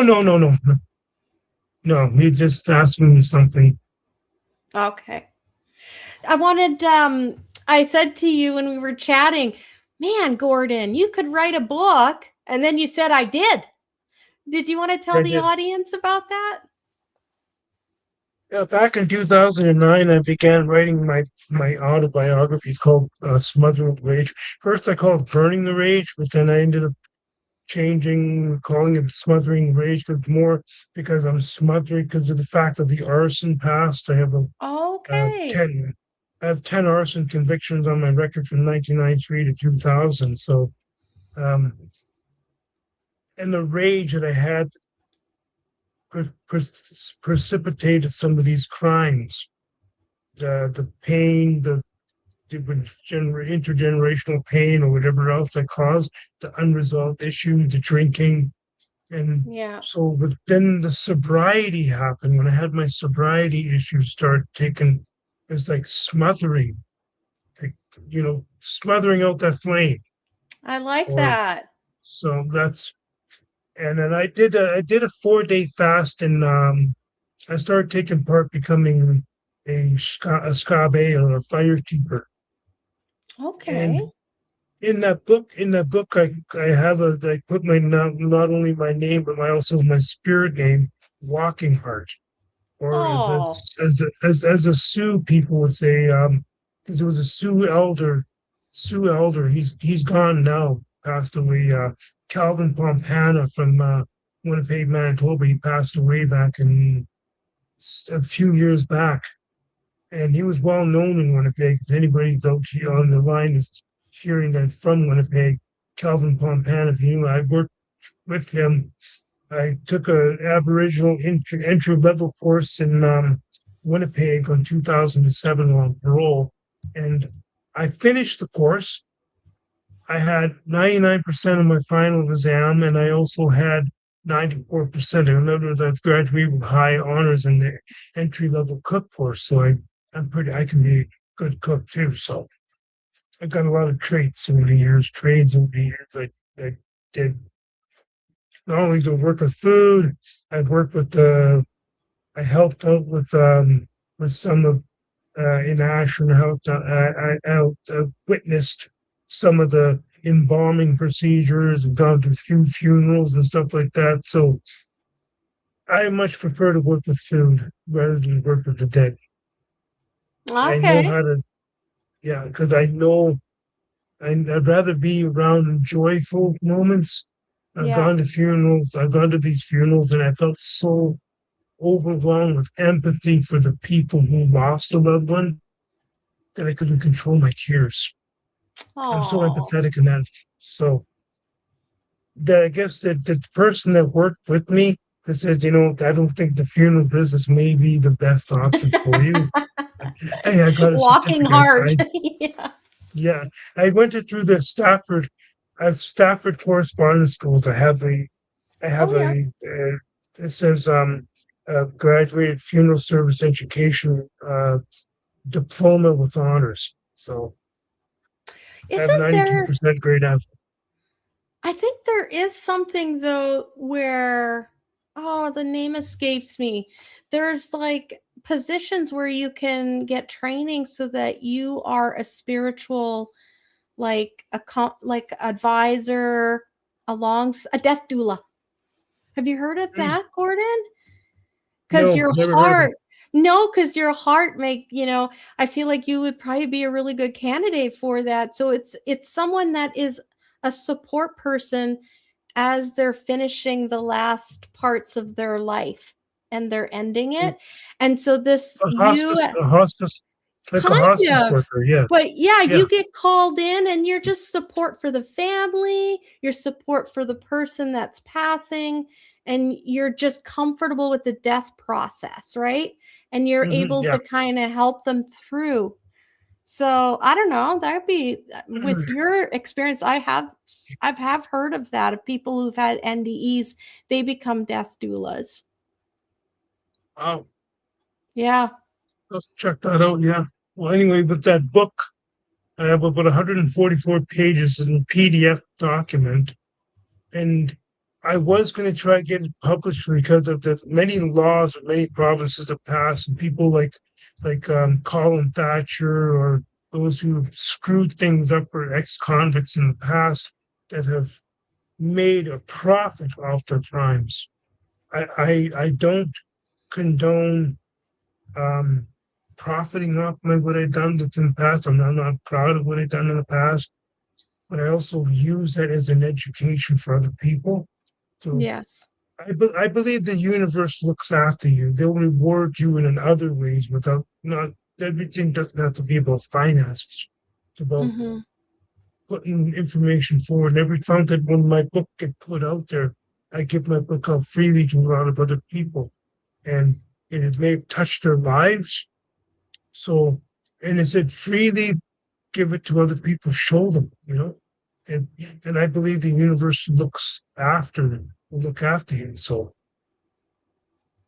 Amen. I love that.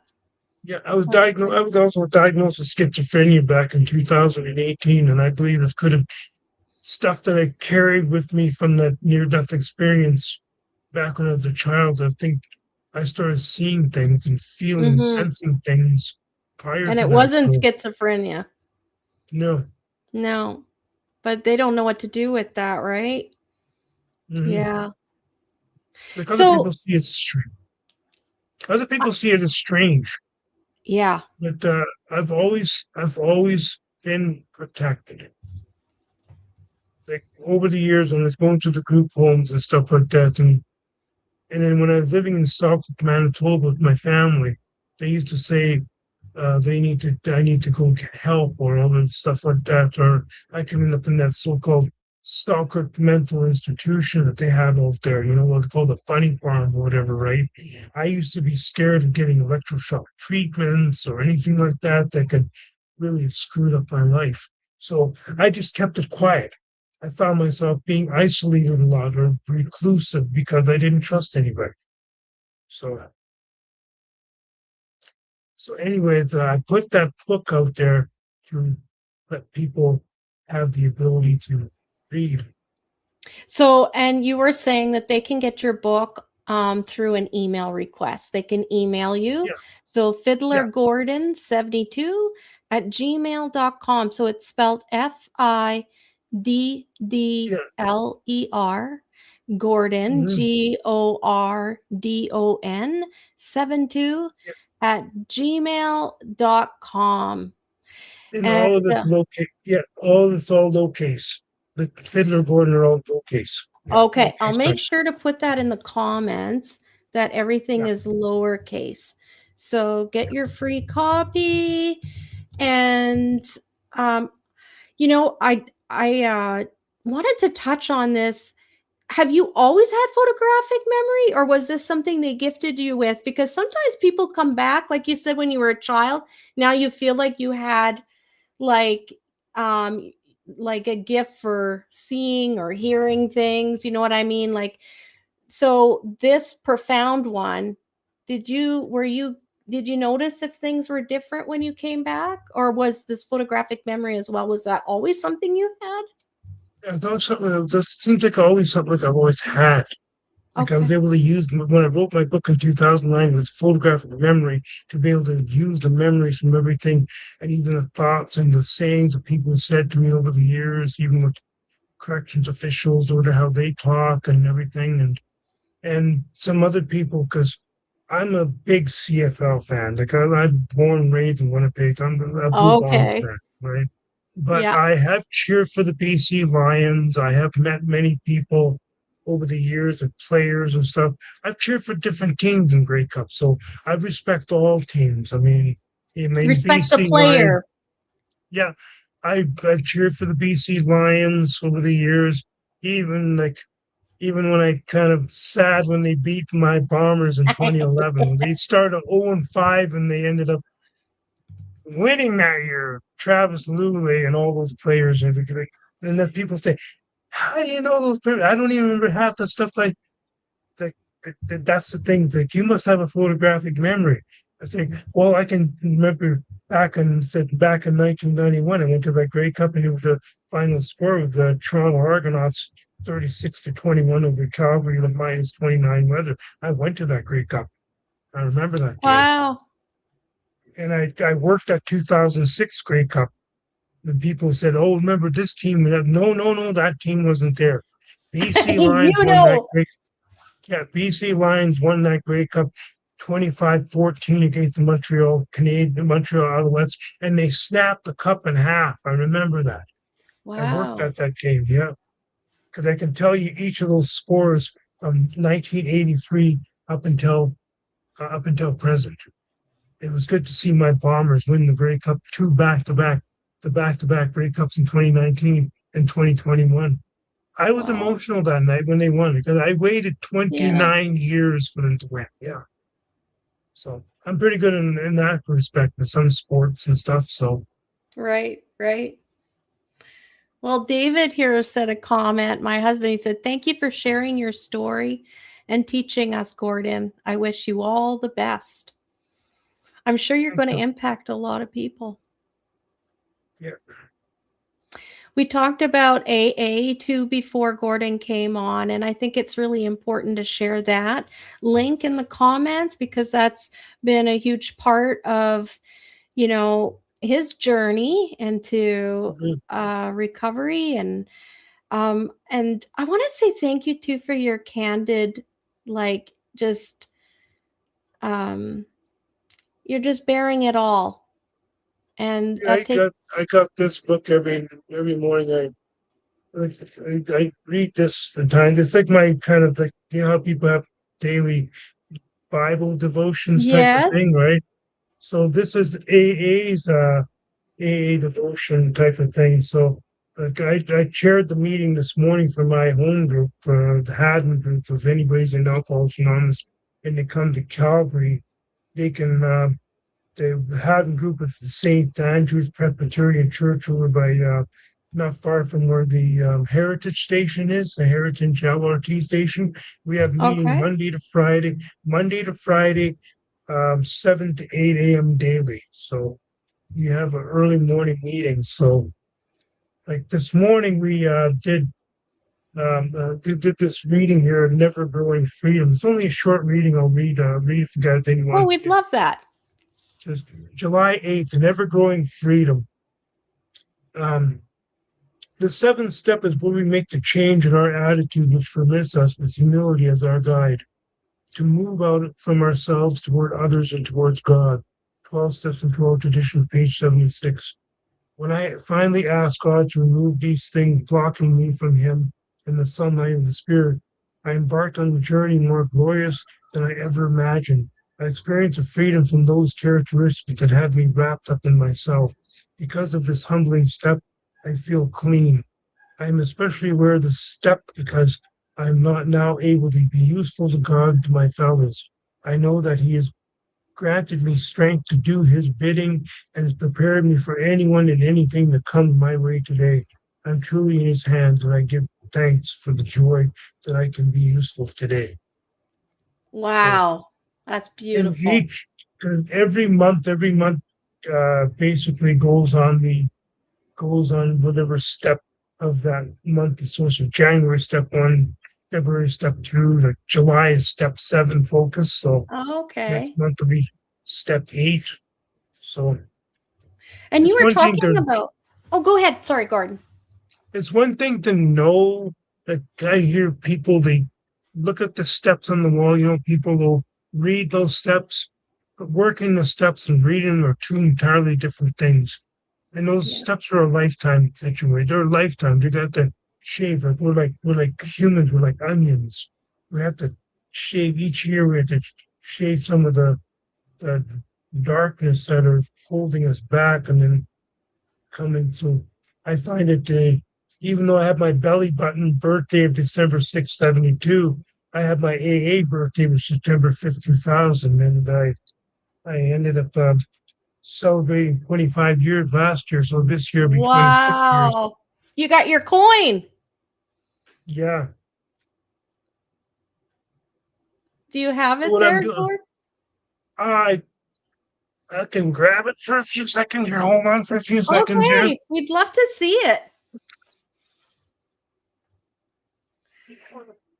The funny thing too is while Gordon's getting his coin, when we had our store, we would, Oh I had yeah. the local chapter request if I could bring in the coins for them. So I got to learn all about the chips. Oh, wow. They really gave you a nice one. That is something. Wow. Do you carry it Yeah. with you, Gordon? Oh, they engraved it. That's a great group of people right there. Wow. Yeah. Well, and I bet you there's not too many of those. You're a walking Well, example for people. I've also got involved with service work. I've done different service positions from all the way from 2000 to 2000 up until recent, where I end up becoming a DCM, which is a district committee member, which is like AA. We have the upside down triangle type of thing, like in Yeah. you got the upside up, but AA, we're just trusted servants. We do not govern. That's what I love about the 12 traditions. You learn about the 12 traditions and the 12 world concepts that I've learned when I go to these general assemblies and stuff. It's like a politician in AA, but I'm not a politician per se. I feel like I'm a politician. All the other different AA the people Right, that are right. like you get every province is an area. Like Alberta is Area 78, and BC Yukon is Area 79. I was a GSR in BC from 2013 to 2015, and we called the panels. I part of panel 66, District 24 in downtown Vancouver. So Wow. part of the front runners group. So when And they first there's got me when I was a GSR first off the street, I say, "Oh, you're going to a Soyuz. What?" It says, "Here you go, $200. You're going to a Soyuz."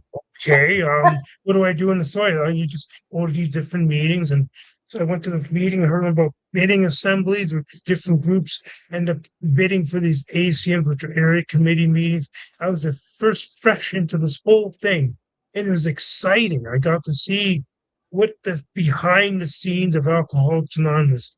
It's not just about going to meetings and drinking coffee and telling your story. All this stuff behind the scenes is in order to get what we have today. So I'm more grateful for AA by doing service work.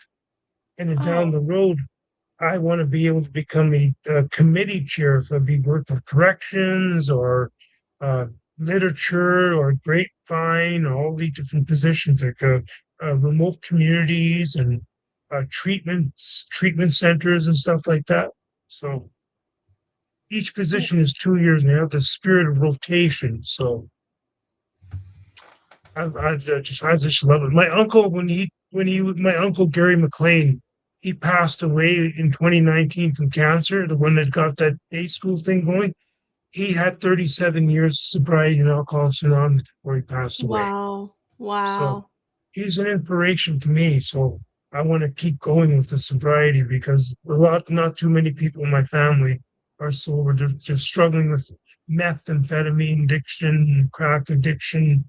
My brother recently had my biological brother had a serious accident on the quad. He flipped over and Oh, he ended up in the ICU for about a week. We weren't sure if he was going to make it, but he's like me. He's strong, resilient. He's going to pull through. But I feel for him because of the pain, broke his right. leg and stuff like that. So I know what it feels like to sit in a damn hospital bed and not be able to move. And a Well, there catheter. you go. And a So catheter. Yeah, so you know it. You know it. Um, it was interesting because when you were talking, I don't know if you noticed, but I went like this and touched my arm earlier, and it's because somebody had touched my arm over here. And when you mentioned your uncle and the 17 years of sobriety, I really feel as though he's here watching you speak because as I had the rubbing of my arm again. So yeah, he's very 37. proud of you. Yeah, he Yeah. had 37 years. Yeah, 37 years. Yeah, 37. yeah, Well, 37 years. Yeah. and I don't need to tell you that, but you know, he knows he's watching. He's so very proud of you. Yeah. So very proud I of you. felt, I felt, I felt him and my dad's presence over there. I didn't see them like people say they see their love. I felt the presence, their Exactly. energy, and everything. And they said, continue doing what you're doing. Show your brothers that there is a better way to life than just partying all the time. So, Yeah. I'm going to tell you something, Gordon. I believe that you and I met before we met here. And a long time mhm. ago, before our souls were sparkles, we said to each other, we're going to meet each other at this time, and Mm-hmm. I'm going to play my role and you're going to play your role. So I'm honored to have had you today and to be able to have you share your story. I'm sure people are going to be getting your book. I'm letting them know. I put in the comments too about the app. You said that AA has an app. It's called Everything AA. So if you're wondering why in the comments section there's this google.com store link, it's for the Everything AA app. Gordon was saying it's fantastic. So, because I was saying, like, why, for anyone that is thinking about sobriety, maybe they haven't done the first step yet, they're not even sure what to do. It's a very private thing, right? It's an internal thing that's happening. Gordon, what would you say to them? Well, alcoholism, I just say to people, alcoholism doesn't mean you're drinking every day.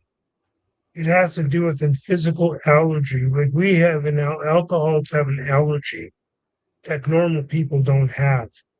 A normal person can have a glass of wine and nurse this stupid thing for about an hour. I don't get that.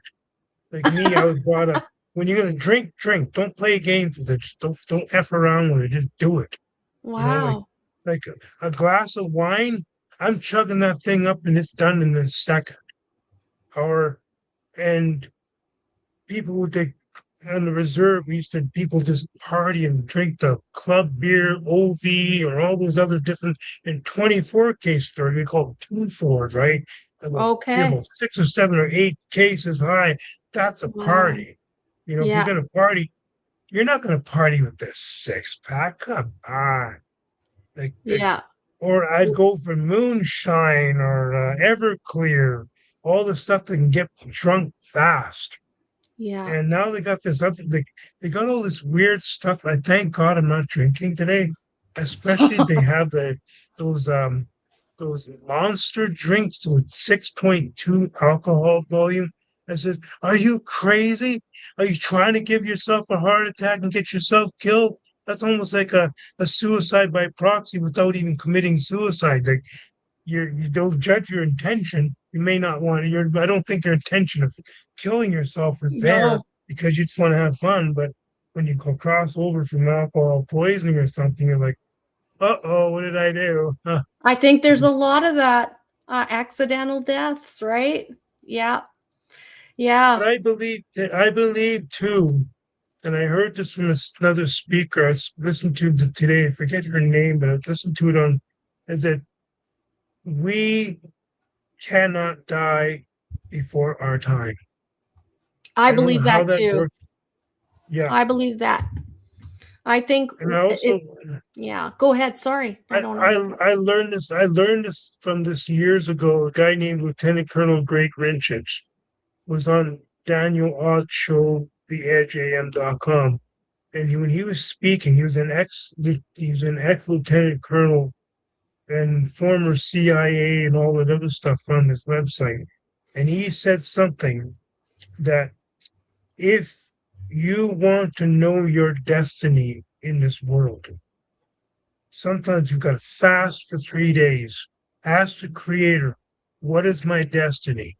Once you know your destiny, you are immortal until it's carried out. That's why you have people in the Bible that that get shot or blown, or all the stuff is happening around them, and they're unaffected because it's not their time yet. Yeah. Like, how many times have I had near-death experiences? 4 times. I should be dead 4 times already, 4 times over, and yet I'm here. It's not my time yet. I don't know what my role is here, but it's obviously something huge, and I'm probably going to be here for the transition or whatever thing they're talking about, the potential of a false flag alien invasion. I don't think that's going to happen, no, but there's going to be some kind of transition in society that's going to wake people up. It's going to be in a positive note. We're on a positive timeline. That's what I believe we are. Like, I wasn't told that over there, but I believe my spirit is telling me that end of the world is not coming. It's I gonna believe feel that. like we're gonna go through something that's gonna feel like the end of the world, but the human spirit's gonna be resilient. We're not gonna go into a potential new world order where it's gonna be draconian or a potential type Nazi Germany or communist Russia. No, I think that's those fear are mongering and control of the those masses.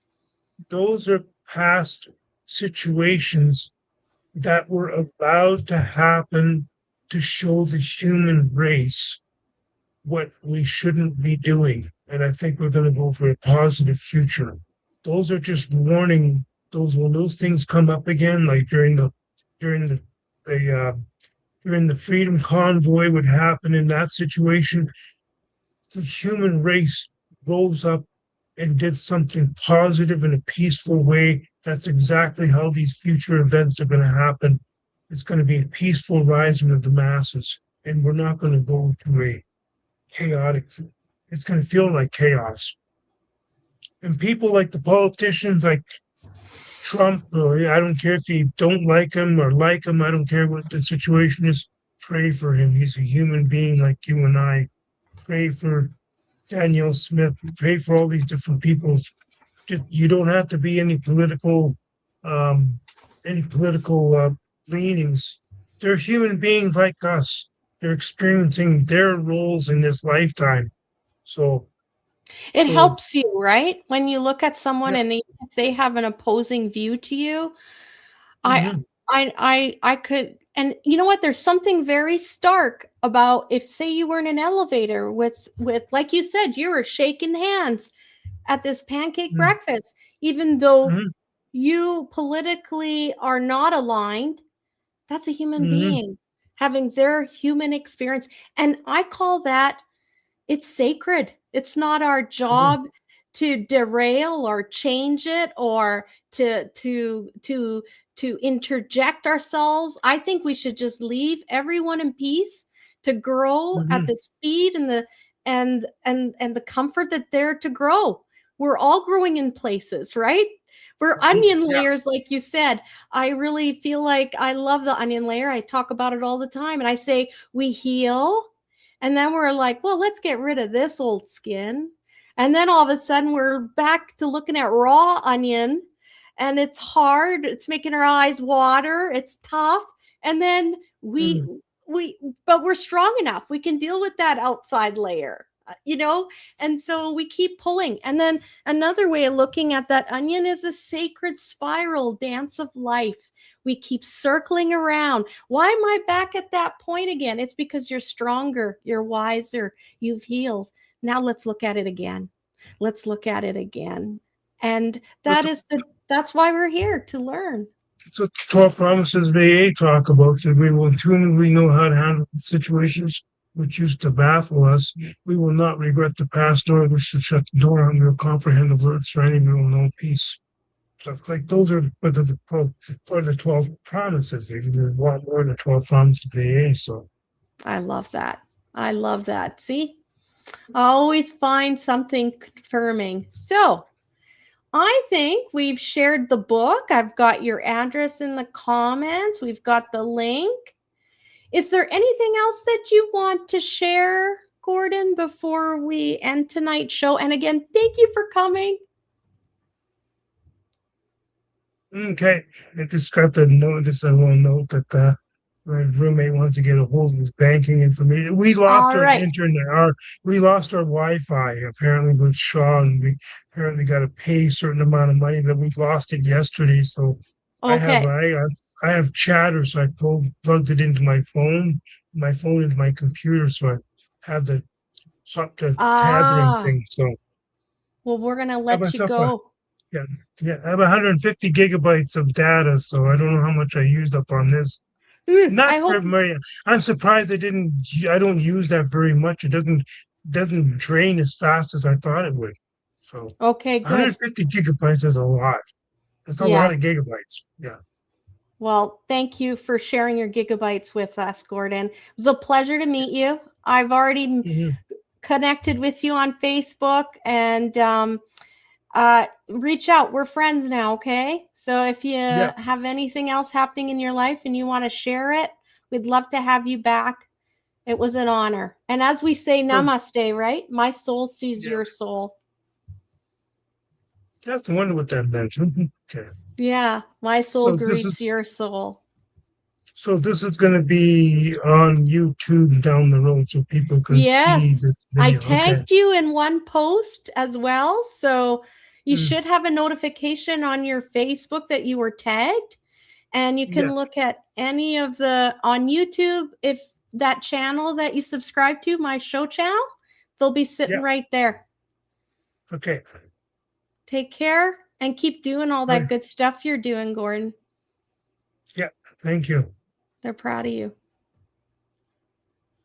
Thank you guys for all listening to me. So we've been Calgary, Edmonton, Vancouver, Toronto. I don't know where you guys are coming, or even in another country. Thanks for listening.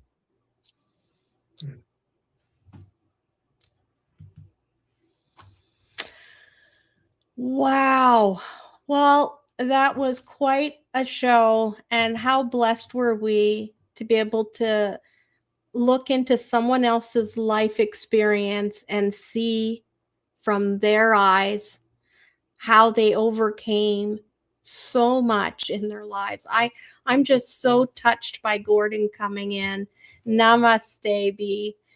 Aw, you're welcome, Kathy. You know how I found this gentleman? He was on CBC radio. I happened to be listening to it while I was in the shower, and they were live at an event, and they just randomly picked him out to say a couple of things about the event. And he happened to talk about that he'd had an NDE and that, it was a new, what do they call that? A new perspective on life. And he was just very happy to be there. And his daughter had just graduated. And I thought, I got connected with this guy. And here we are. You guys got to, explore his life story right alongside with me. And I'm so happy to be able to have shared that with you. The next guest that I'm going to be working on getting here on the show is going to be the lady who's making true ghost stories. So that's my next goal. And guys, I'm not going to keep it much later. I know we kept you later than normal. Thank you for watching. Thank you to everyone who watches later on in the week. Make sure that you give us a thumbs up. Show your support. Those thumbs up go a long way if you're, and share. If you think someone could be helped by this show or be inspired, I'm sure you can think of someone. And please, by any means, you're welcome to go to the YouTube and share it, or on Facebook and share it. And as I say, I'm honored to be in this position to talk with you every Wednesday. I look forward to it. I take it seriously. And we're all in it to win. So let's make this week count. And always look on the bright side of things, no matter where we are, right? We'll do what Gordon does. Doesn't matter where he finds himself. It's home, and he makes it what he wants it to be. He finds the happy in it. So, let's listen to our wonderful song as we say goodnight, because it's so inspiring. And I will bid you adieu until the next week.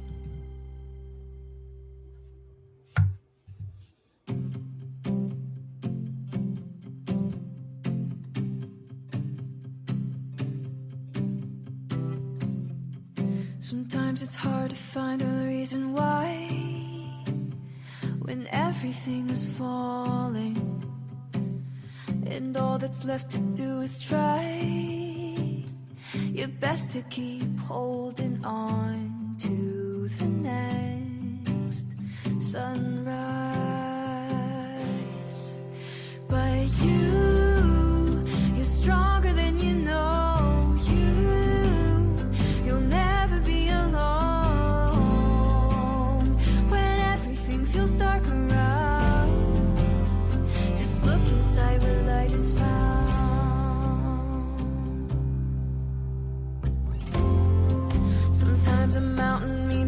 time to climb higher than you've been before. So hold on tight and close your eyes. You'll make it faster than you know. Closer to the sunrise. 'Cause you're stronger than you know. You'll never be alone. When everything feels dark around, just look inside where light is found. Where the light is found. Where the light is found. Where the light is found. Just look inside where light is found. You're stronger than you know. You'll never be alone. When everything feels dark around, just look inside where light is found.